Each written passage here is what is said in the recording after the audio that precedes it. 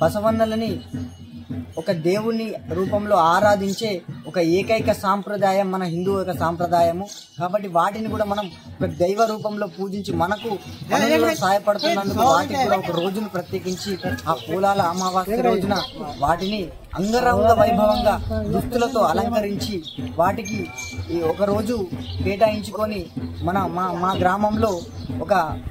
ఒక గ్రామ పెద్దకాపును నిశ్చయించి వారి ఆధ్వర్యంలో తోరణాన్ని కట్టి వాటిని తీసుకొచ్చి మన పొచ్చమ్మ చుట్టూ తిప్పిన తర్వాత మన తిరిగి వచ్చే సమయంలో తోరణాన్ని తెంపి మన బసవన్నల్ని మన హనుమాన్ గుడి చుట్టూ తిప్పుకొని వచ్చిన తర్వాత ఆ యొక్క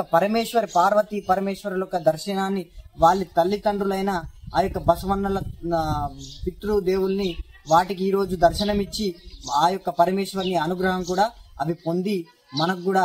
ఆ విధంగా ఆ పండుగ యొక్క వైభవాన్ని మనకు చూపిస్తున్నాయి. పూలాల అమావాస్య రోజు మళ్ళీ ఇంటికి తిరిగి వచ్చిన తర్వాత మనం పూజలు ఆచరించి వాటికి కూడా ఒక దైవంగా భావించి వాటికి పూజలు చేసి మళ్ళీ నైవేద్యాల్ని దీప నైవేద్యాల్ని సమర్పించి వాటిని కూడా మనం మొక్కి ఒక పండుగ మన ప్రతి పండుగలో ఇది కూడా ఒక భాగంగా తీసుకొని ఒక జంతువుగా కాకుండా వాటిని దైవ స్వరూపంగా భావించి మనం చేస్తున్న పండుగ మన హైందవ పండుగ మన పూలాల అమావాస్య ప్రత్యేకత ఈ రోజు తెలియజేస్తుంది. వాటిని అంగరంగ వైభవంగా దుస్తులతో అలంకరించి దీప నైవేద్యాలతో వాటిని కూడా మనం ఒక దైవంగా భావించే పండుగ రైతుల యొక్క పండుగ. రైతులు కూడా ఎంతో భక్తి శ్రద్ధలతో పూలాల అమావాస్యని పండుగ జరుపుకొని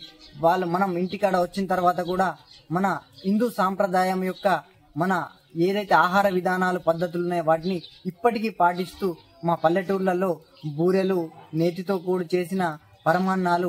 మేము తింటూ మా ఇంటికాడ వచ్చే కూలీలకు కావచ్చు అందరికి కావచ్చు ఒక భోజన కార్యక్రమాలు పెట్టి అందరినీ రైతులందరూ ఊరి వాళ్ళందరూ అంగరంగ వైభవం జరుపుకునే పండుగ పూలాల అమావాస్య. ఈ పండుగని మేము